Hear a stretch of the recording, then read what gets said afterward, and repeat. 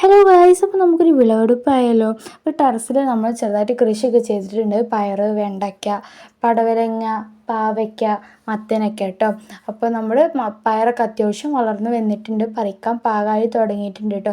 എല്ലാ പയറൊന്നും അങ്ങനെ പറിക്കാൻ പാകമായിട്ടില്ല. അപ്പോൾ കുറച്ച് പയറുകളൊക്കെ നമുക്ക് പറിക്കാൻ പാകമായിട്ടുള്ളൂ. ഉച്ചത്തേക്ക് തോരൻ വയ്ക്കാനായിട്ട് നമ്മുടെ ഇതിൽ നിന്ന് തന്നെ പയറെടുക്കാമെന്ന് വിചാരിച്ച് നമ്മൾ ടെറസിലേക്ക് വന്നിട്ടുള്ളതാണ്. അപ്പോൾ പാകമായിട്ടുള്ള പയറുകൾ ഓരോന്നും നോക്കിയിട്ട് നമ്മൾ അവിടെ നിന്ന് പറിച്ചെടുക്കുന്നുണ്ട് കേട്ടോ. കുറച്ചൊക്കെ ആയിട്ടുള്ളൂ, അല്ലാത്തതൊക്കെ അവിടെ ഉണ്ട്, പാകമാവാത്ത ഒത്തിരി ഉണ്ട് കേട്ടോ.